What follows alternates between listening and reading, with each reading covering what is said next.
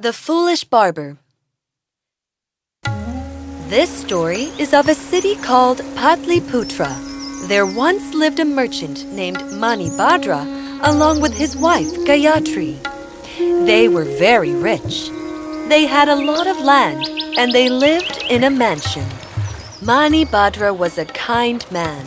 He never felt proud of his wealth. He had worked very hard in his life. His wife Gayatri was a wise lady herself. She never let anybody leave her house empty-handed. Manibhadra and Gayatri were very famous in their town. On every occasion, they invited people in their house and treated them with respect and kindness. There always was a visitor at their mansion. The couple were very good hosts. They offered their guests expensive gifts and different types of food. See, Gayatri, we have so many well-wishers. We will never go hungry or homeless as long as these nice people are with us. They will never leave us alone. Oh dear, you are too innocent. You give away all these gifts with no expectations in return. But these people come here only because we treat them well. None of them will stand for us if we are in trouble. Nonsense. Don't think like that. They are our people. I know you will not listen to me, and I hope there never comes a time that proves you wrong. But Gayatri's fear would soon be true. The future had something else in hold for the merchant couple. One summer, Manibhadra learned that his cargo ships were lost at sea. He had lost all his cargo. They searched and searched for the ship, but it was of no use. Manibhadra now had to pay lots of money to his customers. He tried asking for his friends for help, but everybody made some excuse and sent him away. What happened, dear? Did you find anyone to help us out? No. Everybody seems to be in the troubles of their own. They cannot help me now. Gayatri knew that his friends were only making excuses, but she also knew that her husband would not believe it. She fell silent. The merchant then had to sell all his land to cover his losses, but he still fell in short of money. He then sold his mansion. That did the trick. Manibhadra had paid off all his debts, but he was a poor man now. He lived in a small house and worked on somebody else's land to earn money. Gayatri too took a job as a school teacher to help run the house. They both had to work very hard, but even after facing so many problems, Manibhadra and Gayatri were still kind and respectful towards others. They earned enough so that they could feed at least one guest per day. They had no expensive gifts or different types of food to offer, but they had their hospitality and their warm talks. Time passed, but no visitors came. People who Manibhadra thought to be friends now looked at him and walked ahead without a smile. Manibhadra was depressed. You were right, Gayatri. These are not our friends. They only came to us to enjoy the expensive gifts and our hospitality. If only I had listened to you. I am sorry, Gayatri. I have nothing left. I can't give you a good life anymore. Don't say that, dear. I am happy to be with you. Just because others don't support us in bad times, that does not mean we must change who we are. You are a man of principles. Your honesty will someday be rewarded. But Manibhadra was too upset to believe Gayatri. She is only saying this because she loves me. I have been foolish all my life. My foolishness will never be rewarded. I have nothing to provide for my family anymore. How will I face myself?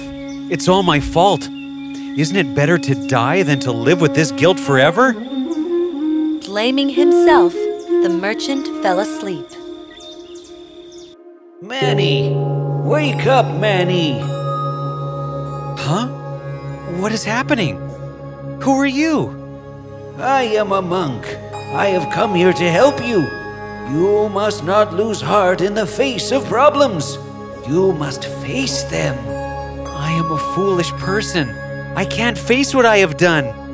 You are not foolish. Foolish is he who acts without understanding the whole truth. What happened with you was an unfortunate incident, and I am here to help you out. What? How will you help me? And why would you? Your wife is right. It's because of your honesty and years of hard work that I have appeared. This is a reward. Now listen to me. Tomorrow I will knock at your door in this same body. Touch the back of my head with a stick. I will then turn into a big pot of gold. All your fortune will soon return. Remember, don't hit any other monk, or you will be punished. Oh? What a strange dream. I must have fallen asleep thinking about money. When the merchant walked out of his door, he saw some other monk passing by his house. Could this be... Oh no. The monk had said that he will appear in the same body. Dream or not, I must not hit any without thinking. As Manibhadra sat on his couch, he heard someone knocking at his door. Oh, who is it? Is it the monk? No, Sahib. It's me, the barber. You had asked me to come. Oh, yes, of course. Come on in. As Manibhadra sat down to get his hair cut, there was another knock at the door. Dear, there is a monk at the door. What should I give him? A monk? Go, quickly, get me a stick. A stick? I don't have time to explain. Quickly, get it. Without letting the barber finish his haircut, Manibhadra ran to the monk with a stick. The monk had already entered the house. He then touched the stick on the back of his head, and suddenly... Oh! What is this? So much gold! Yes! We are not poor anymore! So happy was the merchant that he completely forgot about the barber who was still in the house watching the whole thing. Oh, so this is how the merchant got rich. This is not difficult at all. The next day, the barber made a plan. He went to the place where monks stayed and invited them home.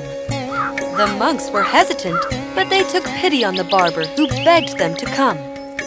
The monks followed the barber to his house. As soon as the monks entered the house, the barber locked the doors behind them and started to hit them with a stick. Oh no! What are you doing? Oh, help us! This is a crazy man! Run! He will kill us! One monk somehow got away and asked the people to help the other monks. Everybody broke the door to the barber's house and saved the monks. The barber was scared. People were angry as they learned what the barber had done. They ran behind him to hit him. The barber was thrown out of the town, never to be seen again. Manibhadra and Gayatri had watched everything. The monk was right. Foolish is he who acts without understanding the whole truth.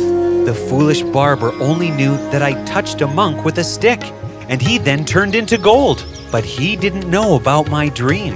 He acted without thinking and was punished for hitting the wrong monks.